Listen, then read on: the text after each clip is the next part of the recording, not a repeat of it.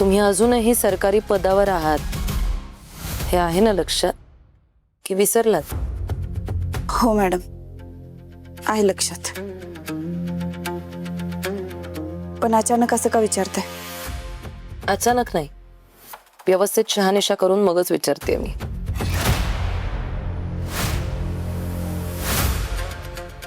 बर तरी मी असं का विचारलं असेल बरं? काही कल्पना?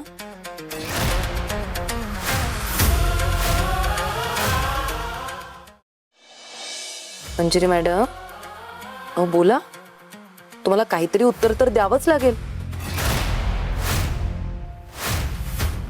तुमच्यासारख्या इन्स्पेक्टरनी निरुत्तर राहणं, तुम्ही एक इन्स्पेक्टर आहात, तुमच्यासारख्या व्यक्तीने निरुत्तर राहणं शोभतं का?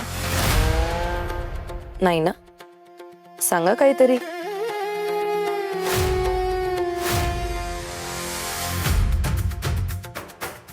नाहीये मला कल्पना. कशी असेल कल्पना? कारण तुम्हाला ज्या कामासाठी इथे पाठवलं गेलं होतं, ज्या कामासाठी तुमची इथे पोस्टिंग झाली होती, ते कामच तुम्ही विसरलात.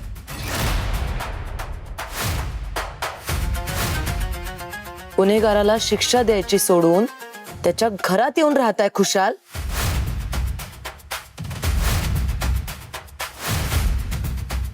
ज्या माणसाच्या 4 ते 5 फाईल्स चौकीला पडून आहेत,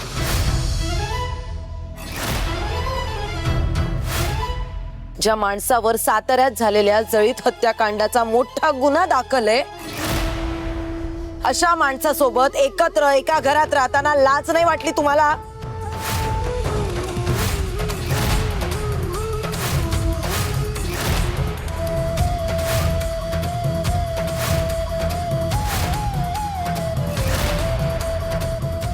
मी आत्ताच त्याच्या फाईल्स ओपन केल्यात की तुम्हाला सुद्धा त्याच केसवर काम करायचंय. याचं रिमाइंडर द्यायला सुद्धा मी इथे आली आज.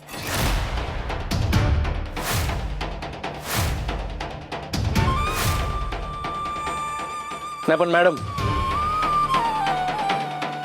गुन्हे सिद्ध व्हायचेत अजून.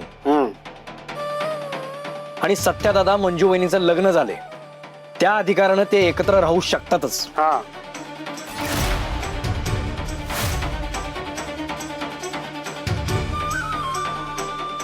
विधिवत लग्न झालेले लग्नाच्या अधिकाराने राहूच शकतात, पण सोडचिठ्ठी दिलेले कुठल्या अधिकाराने राहतील?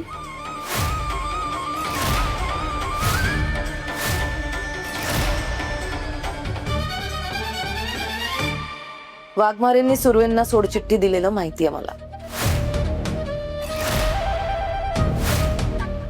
आणि राहिला प्रश्न गुन्हे सिद्ध होण्याचा, तर ते सामान्य माणसांसाठी ठीक आहे.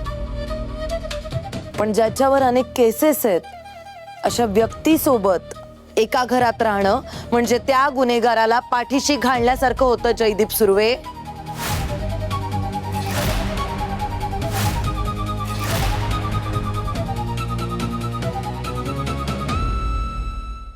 हो मॅडम, आमचं 2 वेळा लग्न झालंय, त्यामुळे वाघमारेंचा पूर्ण अधिकार आहे या घरावर. नाही अधिकार. अधिकार नाहीये. तो अधिकार तेव्हाच संपला जेव्हा वाघमारेंनी तुम्हाला सोडचिठ्ठी दिली.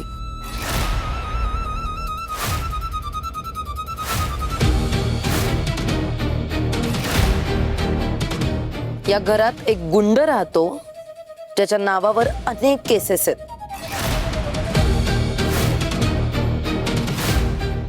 आणि सोडचिठ्ठी दिल्यानंतर जर ती बाई त्या पुरुषासोबत राहत असेल तर तिला ठेवलेली बाई म्हणतात.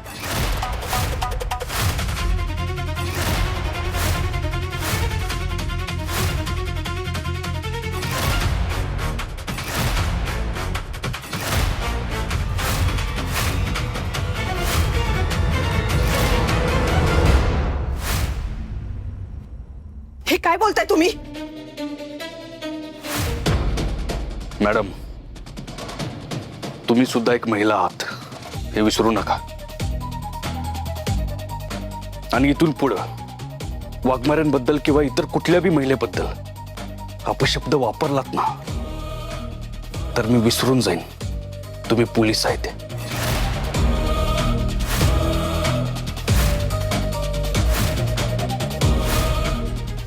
ए धमकी देतोस मला? ठीक आहे, आता या मॅडम या घरात कोणत्या अधिकाराने राहतात हे तुम्ही मला सांगितल्याशिवाय मी या घरातून बाहेर पडणार नाही.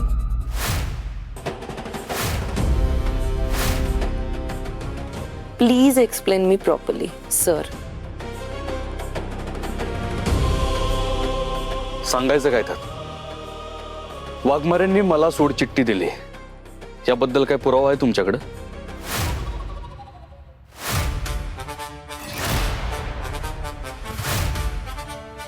काय झालं? पोलिसांना असं निरुत्तर उभं राहणं शोभत नाही. नाही, तुम्ही सगळ्या गोष्टींची शहानिशा करून आलाय ना, म्हणून तुम्हाला सांगतो. वाघमारे आमच्या घरात भाड्यानं राहतात.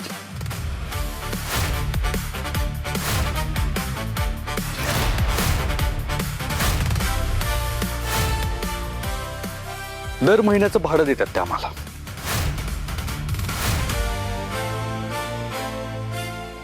दर महिन्याच्या 1 तारखेला न चुकता 40,000 माझ्या हातात आले पाहिजेत.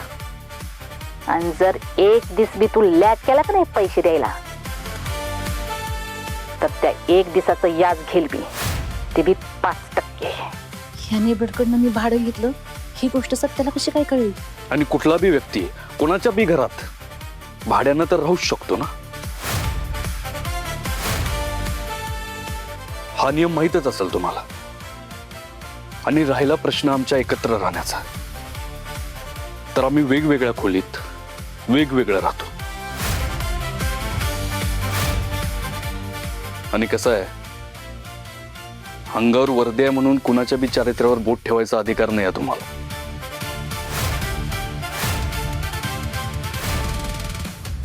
मला कोणते अधिकार आहेत कोणते नाही आहेत हे मला व्यवस्थित माहिती आहे. कायदा खूप कळतो ना तुला. बी अलर्ट ना, कारण इथून पुढे तुम्ही दोघं एकत्र दिसलात की मग तुमच्यावर जी काही कारवाई होईल त्यासाठी तयार राहा.